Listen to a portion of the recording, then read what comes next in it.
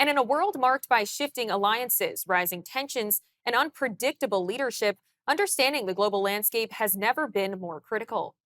From renewed instability in the Middle East to evolving power dynamics between the United States, China, and Russia, nations across the globe are recalibrating their positions, and Canada is no exception. With former President Donald Trump back in office, questions are being raised about America's role in global affairs, the implications of escalating conflict between Israel and Iran, and what it all means for global markets and Canadian interests. I'm now joined by Thomas Caldwell, chair at Caldwell Securities Ltd. Thomas, thanks for joining me today. Hello, Theresa. Now, regarding America's influence in the world, has there been a change since Donald Trump took power? Was it good or bad, or could you elaborate? Well, there's been a dramatic change, and it's been a deterioration in their leadership in the world. Um, America is not seen as a leader anymore. You know, a leader has to be trusted and respected, and Mr. Trump is neither of those, and therefore America is not trusted or respected. So there has been a dramatic change. I think it can be a positive because we all have to start pulling our own weight. We have to be more responsible. We have to be more grown up. And we can't rely on America for everything. And America makes great mistakes and has done in the past as well. So I think it's good that we're becoming more standalone. And I think it's good for Canada. It's a tough lesson, but Mr. Trump is seen as kind of mercurial. I was kind of laughing about this G7. It's like having your drunken Uncle Harry at the Christmas dinner. Everybody's sort of dancing around and trying to humor and make sure he doesn't blow up or cause a scene. And that's really what's been going on, I think, out there. So, yeah, it has been a significant deterioration. It's not to say it's going to stay that way forever, but it's going to be that way for a while. Now, dramatic events are occurring with Israel and Iran as we speak. What do you think are the main geopolitical influences in the world? Well, to speak regarding Israel, Israel is fighting for its life. We can have debates and discussions, and Iran has now asked Trump indirectly to see if he can negotiate a ceasefire. Um, Israel, again, it comes to this leadership.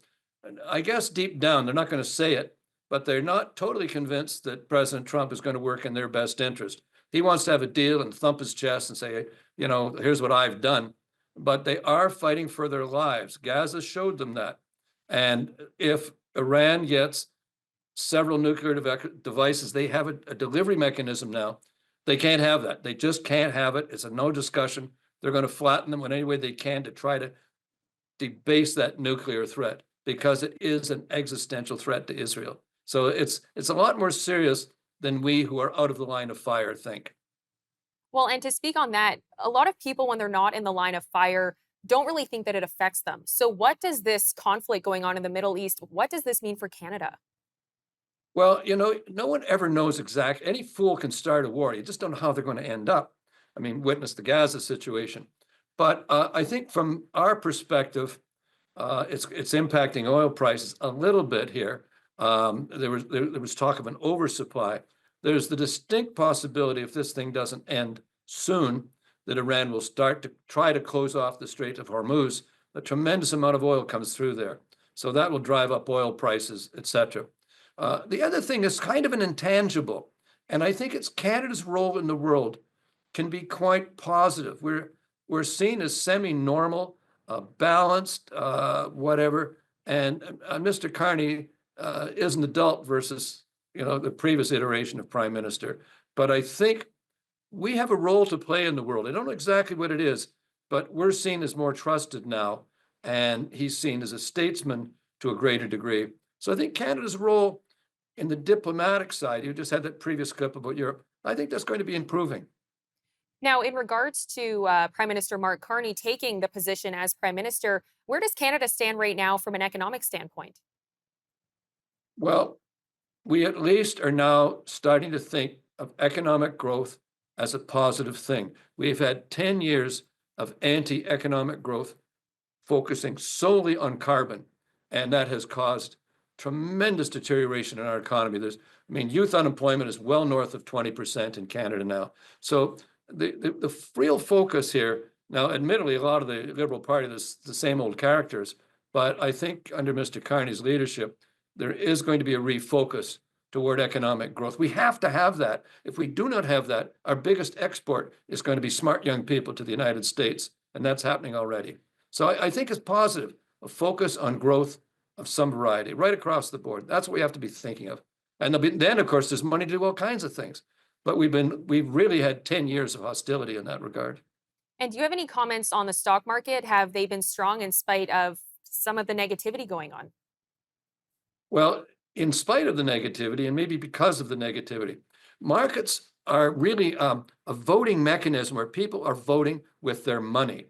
That is, they're saying, how can I be safe? I mean, what do I trust?